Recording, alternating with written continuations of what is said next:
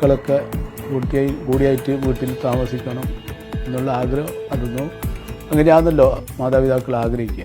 അപ്പോൾ ആ രീതിയിലാണ് ഇങ്ങനൊരു വീട് വേണം എന്നുള്ളൊരു പ്ലാൻ വന്നത്. എൻ്റെ പേര് ഇസ്മായിൽ തനങ്കാൽ, എൻ്റെ വൈഫാണ് റുക്കിയ തനങ്കാൽ. നമ്മൾ 20 വയസ്സിൽ പ്രവാസിയായതാണ്. അന്നേ നമ്മൾ കുടുംബത്തിൽ വീടിൻ്റെ ഒരു സൗകര്യക്കുറവുണ്ട്. ഇതിൻ്റെ മുമ്പ് താമസിക്കുന്ന ഒരു 4000 സ്ക്വയർ ഫീറ്റിൻ്റെ വീട് അന്നത്തെ കാലത്ത് മോശമില്ലാത്ത രീതിയിൽ നമ്മൾ പണി കഴിപ്പിച്ചു. അവിടെയായിരുന്നു ഇതുവരെ 26 വർഷം നമ്മൾ താമസിച്ചത്. അവിടെ നിന്ന് 6 മക്കളാണ്, 6 മക്കളാണ്.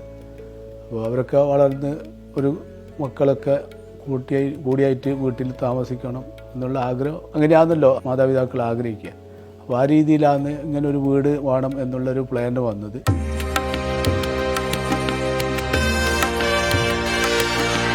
$16,000 to 20,000 സ്ക്വയർ ഫീറ്റിൻ്റെ പ്ലാനായിരുന്നു. ഒരു 8 ബെഡ്റൂം. പക്ഷേ വീട് പണി കഴിഞ്ഞപ്പോൾ നമ്മളെ ഓരോ ആഗ്രഹപ്രകാരം പിന്നെ അറിയാതെ അങ്ങ് ഒരു 40,000 സ്ക്വയർ ഫീറ്റിലേക്ക് എത്തി. ഇങ്ങനൊരു വീടിൻ്റെ ഒരു പ്ലാന് മനസ്സിൽ വന്നപ്പോൾ കുറേ എഞ്ചിനീയർമാരായിട്ട് ബന്ധപ്പെട്ടിരുന്നു. അപ്പോഴാണ് ഷഹീനെ പരിചയപ്പെടുന്നതും. അങ്ങനെ അവനോട് പ്ലാൻ കൊണ്ടുവരാൻ പറഞ്ഞു. പ്ലാൻ കൊണ്ടുവന്ന് അങ്ങനെ 1-2 പ്ലാൻ കൊണ്ടുവന്ന് അതിലൊരു പ്ലാനാണ് ഈ ഇപ്പോഴുള്ള വീടിൻ്റെ ഇത് നമ്മൾ ഫൈനൽ ചെയ്ത്. ഞാൻ 2017 ഈ സൈറ്റ് വന്ന് കാണുന്നത്. ഒരു സുഹൃത്ത് വഴിയാണ് ഈ സൈറ്റ് എന്നെ കണക്ട് ചെയ്യുന്നത്. ക്ലയൻറ്റിൽ എന്താണ് ആവശ്യം എന്ന് ചോദിച്ചപ്പോൾ റൂംസിൻ്റെ എണ്ണവും ഏരിയയും ആണ് ഇപ്പോൾ ഫസ്റ്റ്. അതായത് ഈ വീട് ഇത്ര ഏരിയയിൽ ഒതുങ്ങണം, ഇപ്പോൾ ബഡ്ജറ്റും പറഞ്ഞു. നമ്മൾ ഈ വീടിൻ്റെ പാറ്റേൺ റോയൽ ടൈപ്പ് ആയതുകൊണ്ട് ഈ വീട് ഡിമാൻഡ് ചെയ്യുന്ന കുറേ എലമെൻറ്റ്സ് ഉണ്ട്. അതായിരുന്നു ഇതിൽ ആഡ് ചെയ്യുമ്പോഴുള്ള വ്യത്യാസം. അതിലേക്കുള്ള മാറ്റങ്ങളാണ് അത് ഈ ഏരിയ വർധനവും.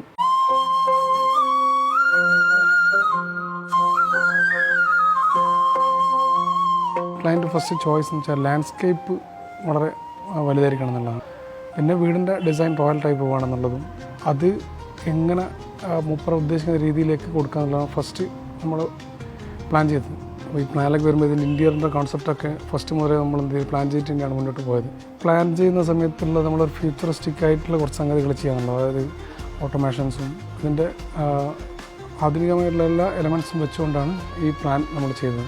ഇതിൻ്റെ മറ്റൊരു പ്രത്യേകത, നമ്മൾ കയറി വരുമ്പോൾ വരാതെയായിട്ട് ഡബിൾ ഹൈറ്റാണ്. പിന്നെ ആണ് മറ്റുള്ള കളർ തീമിലേക്കും മറ്റുള്ള ഡിസൈനുകളും അത് ഫൈനൽ ചെയ്യുന്നത്. കാരണം ഇതിൻ്റെ ഒരു ഈ മാച്ചിങ് സ്റ്റൈലാണ് ഹോളും കോട്ടയാടുകൾ സെറ്റ് ചെയ്തത്. അതിൻ്റെ മാർബിൾ ആയിക്കോട്ടെ, കളർ ആയിക്കോട്ടെ, അതിൻ്റെ ടോട്ടൽ ഡിസൈൻ കീപ്പ് ചെയ്ത് ഇവിടുന്ന് സ്റ്റാർട്ട് ചെയ്താണ് കളർ തീമുകളിൽ കൊണ്ടുപോയത്.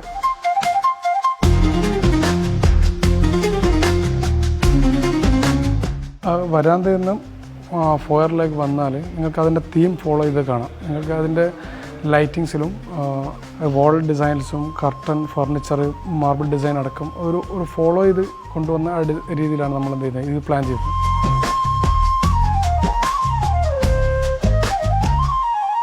സെല്ലാർ കിച്ചൺ നമ്മൾ ഉദ്ദേശിച്ചത് ഈ കൊമേഴ്ഷ്യൽ കിച്ചൺ ചെയ്യാനുള്ള കാരണം, മുകളിൽ ഒരു 100 പേർക്ക് ഇരിക്കേണ്ട ഒരു പാർട്ടി ഏരിയ ഉണ്ട്. ആ പാർട്ടി ഏരിയയിലേക്കുള്ള കിച്ചണാണ് നമ്മൾ എന്ത് ചെയ്തത് സെല്ലാറിലേക്ക് ചെയ്തതും. അതിനു വേണ്ടിയുള്ള എല്ലാ സംഗതിയും മുകളിലും സെറ്റ് ചെയ്തിട്ടുണ്ടെന്നാണ് മറ്റൊരു ഈ വീടിൻ്റെ ഒരു പ്രത്യേകത.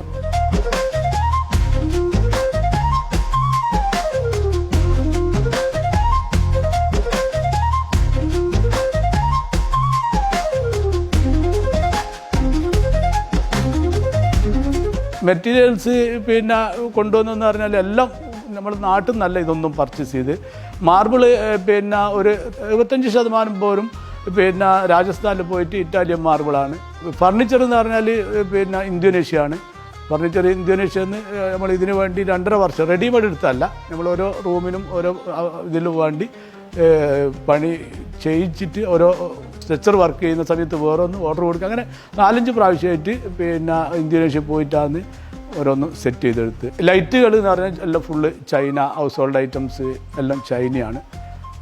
അതെല്ലാം അതുപോലെ തന്നെ പിന്നെ 1.5-2 വർഷം എടുത്തിട്ടുള്ള ഇതാണ്. റെഡിമെയ്ഡ് വാങ്ങിയതല്ല, അതും ഓരോ സ്ഥലത്തേക്കും വർക്ക് ഉണ്ടാക്കിച്ചിട്ട് കൊണ്ടുവന്നതാണ്. അതുപോലെ തന്നെ ഹൗസ് ഹോൾഡ് ഐറ്റംസൊക്കെ അതെല്ലാം നമുക്ക് വലിയ ഗുണം കിട്ടി. ജിമ്മിലേക്കുള്ള സാധനമൊക്കെ എല്ലാം ചൈന എന്നാണ്.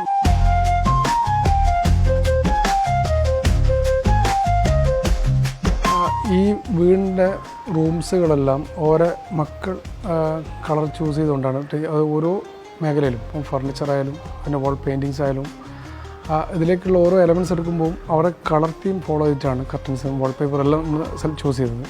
എല്ലാത്തിനും അവർക്ക് കൃത്യമായ പ്ലാൻ ഉണ്ടായിരുന്നു. അത് നമ്മൾ എക്സിക്യൂട്ട് ചെയ്ത് സക്സസ് ആക്കി.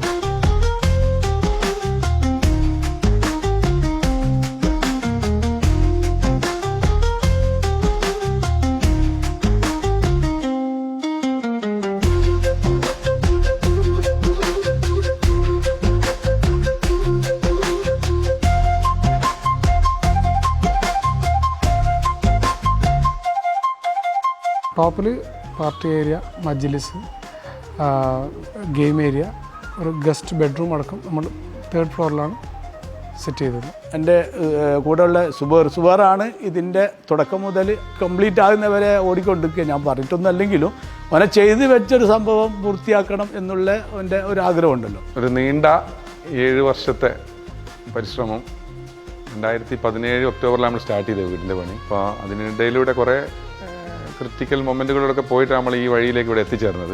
ഞങ്ങൾ 3 പേരും പൂർണ്ണമായിട്ടും ഫൈറ്റ് ചെയ്തുകൊണ്ടാണ് ഇതുവരെ വന്നിരിക്കുന്നത്. ആ ഫൈറ്റിൻ്റെ റിസൾട്ട് നമുക്ക് ഈ അവസാന വേളയിൽ കിട്ടിയെന്നാണ് പ്രതീക്ഷിക്കുന്നത്.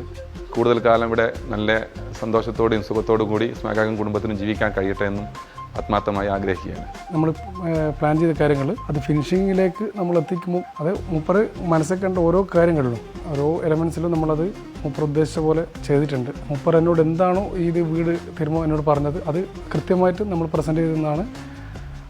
അതിൻ്റെ ഒരു സംതൃപ്തി എനിക്കുണ്ട്, അത് ക്ലയൻ്റ് ഉണ്ടെന്ന് ഞാൻ മനസ്സിലാക്കുന്നു. ചെയിൻ എഞ്ചിനീയറിന് ഒരു 25-26 വയസ്സാണ്.